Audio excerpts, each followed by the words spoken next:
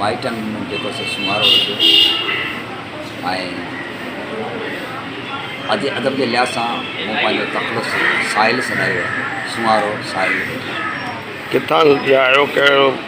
Sir मुंहिंजो अबाणू शहर जेको आहे ॻोठु खारोबजी तालुका मिठी जिला थरबल।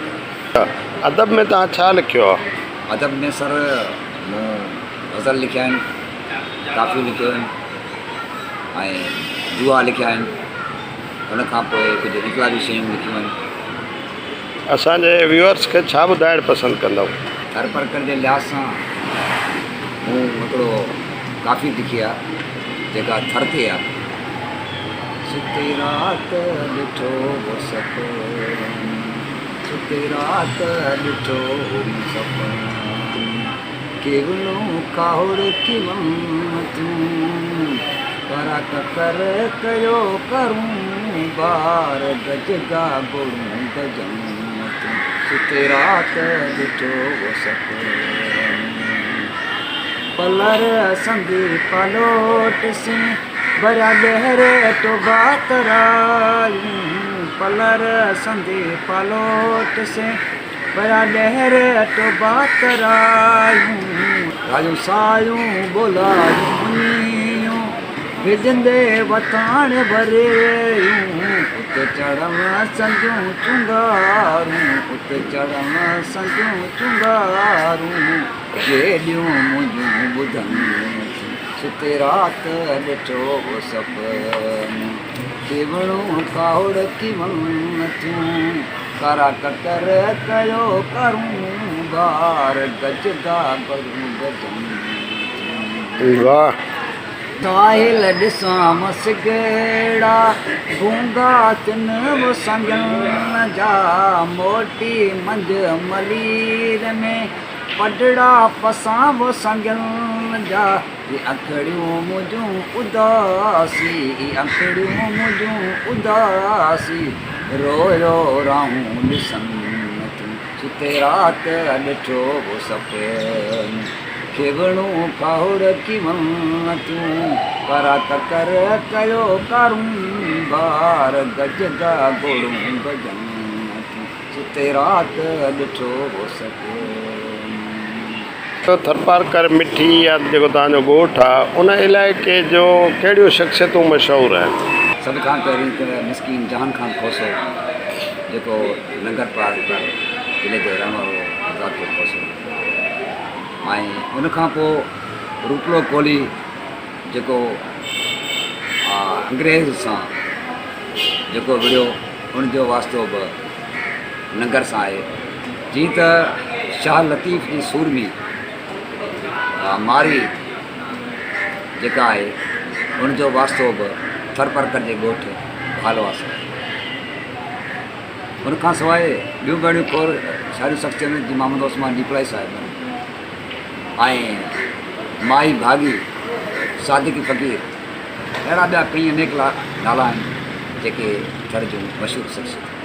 तव्हांजे लंगर पारकर वारे पासे मिठी वारे पासे थरपारकर जो तारीख़ी के इमारतूं के मंदर के मस्जिदूं के इबादत गाहूं के रेगिस्तान के ढंढूं कहिड़ियूं माना शयूं आहिनि जेके तव्हांखे पंहिंजो फ़ख़्रु महसूसु थींदो हुजे?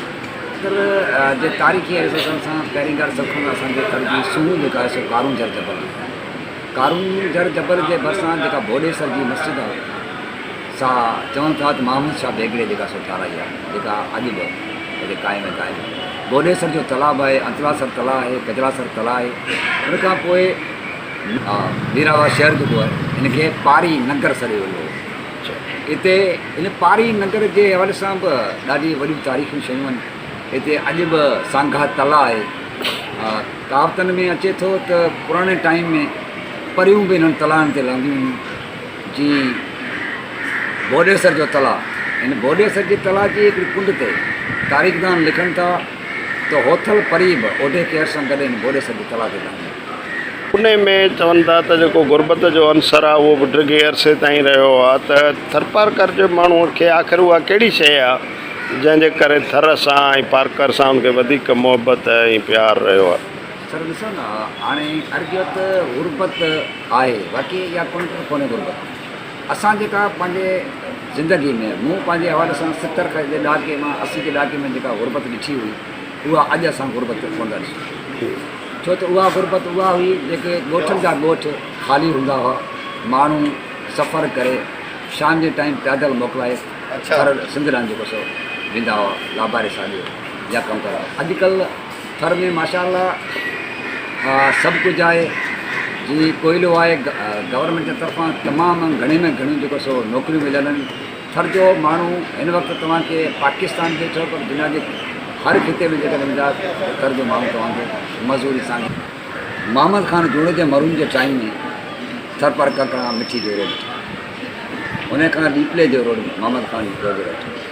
1994 में मोहतरमा जी गवर्नमेंट हुई, कमाल असफर उन टाइम गवर्नर सिंध हो, जंहिं इस्लाम कोट रोड जो जेको इफ़्तिताह कयो। उन खां पोइ जेकॾहिं मुशरफ आयो, अरबाब गुलाम CM हो, त उन बि काफ़ी रोडनि जा ॼार विछाया।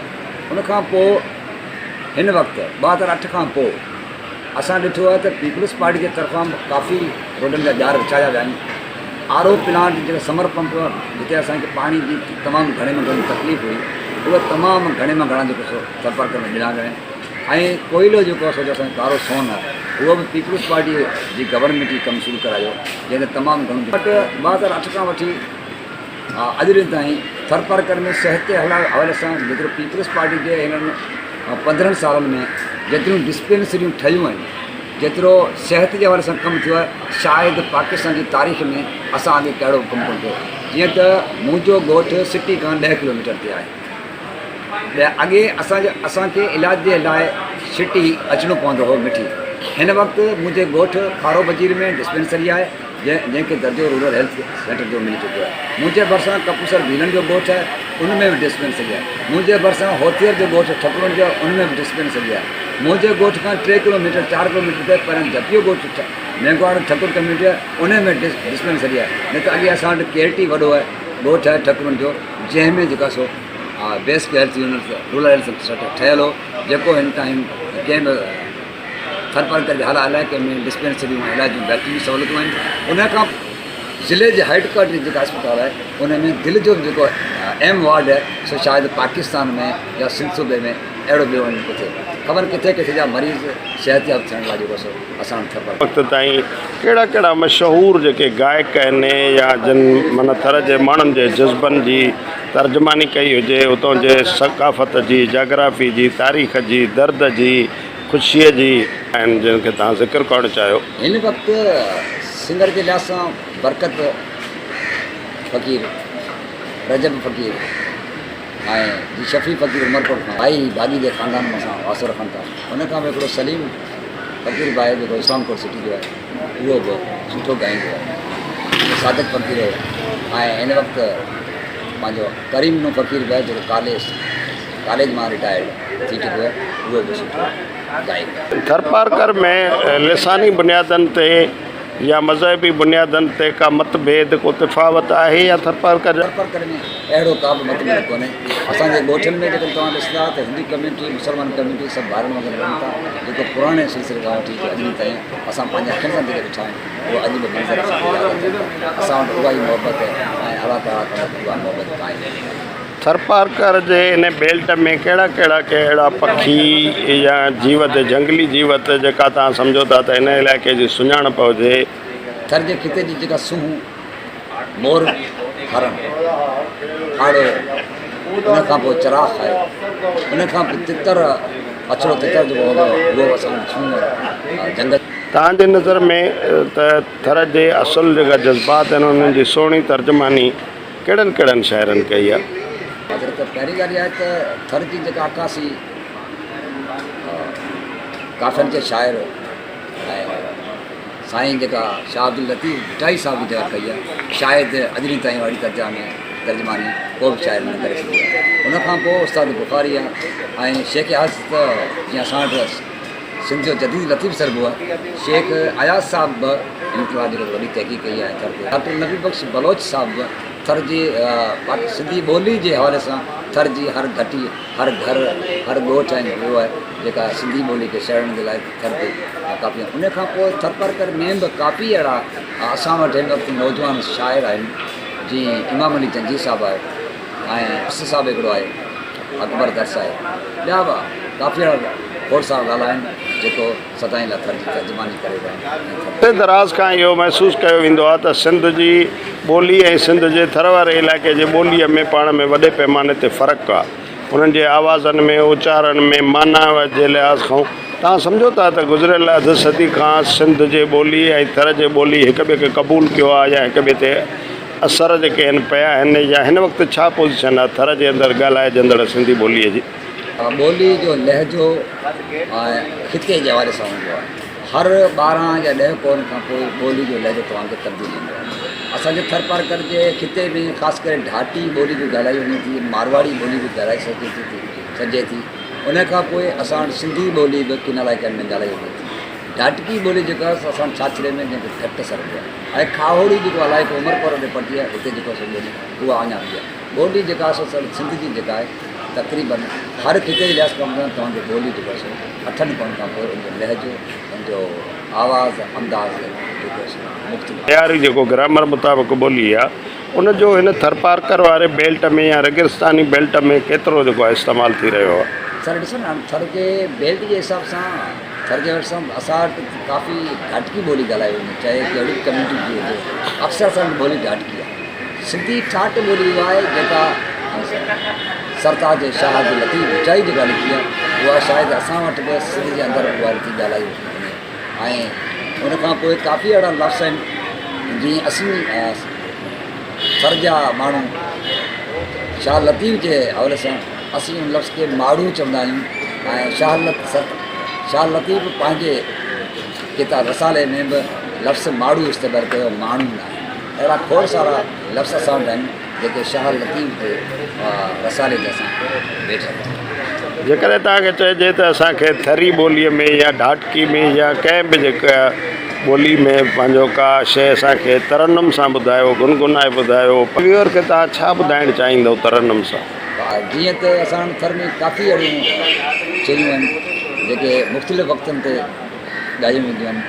जीअं फौजिया ॻायो आहे, जेको पलाणे करलियो आवे बीरा तेरहं महीना, हले घुमा ॾाॾाणी, हले घुमा ॾाॾाणी। माई भाॼी बि काफ़ी अहिड़ियूं ॻाल्हियूं शायूं शयूं आहिनि। खड़ी नीम के नीचे हूं तो रेकली, जादूड़ो बताड़ो खाना शानी मानी देखड़ी। इहो जेको असां पंहिंजे वर जे लाइ जेको वर ॿिए पासे वियल हो, उन वर जे बारे में जेको सॼी असां ॻाई हुई। 50 सालनि में तव्हां थर खे समाजी हवाले खां ऐं डेवलपमेंट जे हवाले सां कहिड़ी स्टेज ते ॾिसो था? अञा काफ़ी अहिड़ा इलाइक़ा आहिनि जिते रोड जी सहूलियत कोन्हे। काफ़ी अहिड़ा इलाइक़ा आहिनि जेके ॾूरां आहिनि, जेके बॉर्डर एरियाज़ ते आहिनि, जिते पाणी जी सहूलियत कोन्हे। ऐं सभिनी खे इहा गुज़ारिश कंदुसि त थर पारकर जे जेके ॾूरां पसमानदा इलाइक़ा आहिनि, उन्हनि में जेको सो वधि में वधि नज़र कई वञे ऐं उते जे माण्हुनि खे पाणी, रोड ऐं इस्पताल जी